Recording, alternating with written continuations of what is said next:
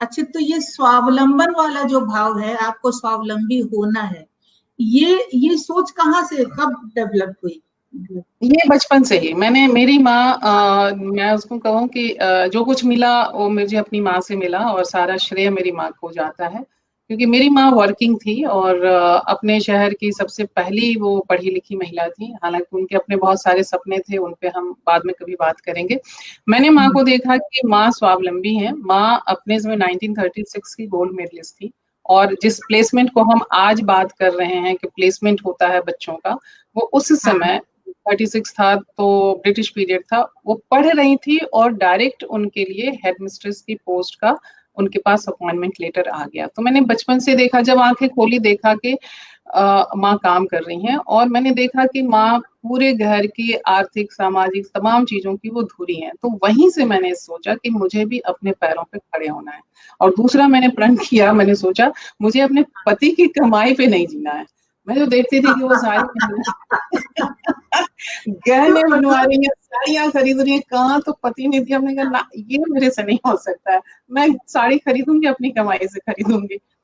हाँ, तो यही सोच, मतलब क्योंकि हमारा जो परिवेश है, जो हमारे संस्कार हैं, और बिहार में तो खास करके जहाँ से हम लोग आते हैं, तो हमें तो संस्कार में यही मिलता है कि भाई स्त्री है, स्त्री धर्म निभाना है, हमें घर देखना है, शादी करनी है, और जो निर्वहन है वो पति करेगा, और घर हम देखेंगे।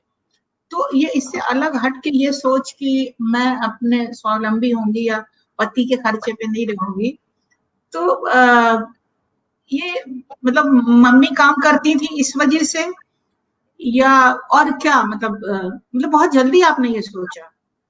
हाँ, मैंने ये देखा कि माँ के काम करने से हमारे घर की जो आर्थिक व्यवस्था थी, उस आर्थिक व्यवस्था में बहुत सारे परिवर्तन आए थे। मतलब मैं सोच नहीं सकती कि अगर मेरी माँ काम नहीं करती होती। मेरे पिताजी मेरे बाबूजी एक साइंस टीचर थे। हम ये कह लें कि एक तो ये ख्वाब आया कि टीचर हैं हम, तो टीचर हमारा खानदान टीचर, हमारे परिवार से तकरीबन जो है 12-13 लोग हैं जो टीचिंग प्रोफेशन में थे। मैं भी कुछ सालों तक टीचिंग प्रोफेशन में थी।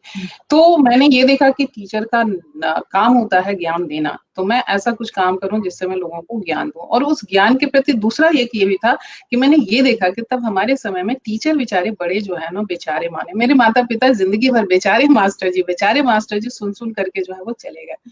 तो मैंने ये तय किया था कि मैं अपने पैरों पे तो खड़ी होंगी, पति के साथ रहूंगी। ऐसा नहीं कि पति की कमाई नहीं खाऊंगी तो पति से मनमुटाव या पति से धींगा मुश्ती करती रहूंगी, ऐसा कुछ नहीं था। लेकिन ये था कि हाँ, ये अपने पैरों पर खड़े होना। और फिर उसके बाद चूंकि मैं पढ़ती बहुत थी, तो मैं देखती थी। अच्छा, वो तारकेश्वरी सिन्हा उस समय जो थी एमएलए, बिहार की एमएलए थी, वो मेरी माँ की क्लासमेट थी या उनसे जूनियर थी। वो लोग एक साथ हॉस्टल में रहते थे, तो माँ उनके उदाहरण देती थी। माँ की एक दूसरी दोस्त थी डॉक्टर कृष्णा अरोड़ा, जो वहां दरभंगा की बहुत फेमस डॉक्टर थी। आज भी अगर कोई सुन रहे हो तो उनको याद करेंगे तो बताएंगे। तो मैं उन लोगों को देखती थी, तो मैं कहती थी कि ये सब लोग अपने पैरों पर खड़े हैं और कमा रहे हैं। मेरे लिए वो बहुत महत्वपूर्ण था कि मैं कमाऊंगी और अपने पैरों पर खड़ी होंगी। ये सोच मैंने बचपन से ही अपने अंदर रख लिया था, और उसी हिसाब से मैं पढ़ाई कर रही थी। इसीलिए मैंने बीए करने के बाद बीएड नहीं किया। मैंने कहा कि मैं एमए करूंगी ताकि मैं प्रोफेसर बनूं, क्योंकि प्रोफेसर का दर्जा जो है वो मास्टर के दर्जे से ऊंचा होता था, थोड़ा रिस्पेक्टफुल माना जाता था। तो वो अच्छे से मेहनत में और एक सम्मान के साथ मेहनत में, इस पे मेरा यकीन था, और मेरी चाहत थी, मेरा सपना था।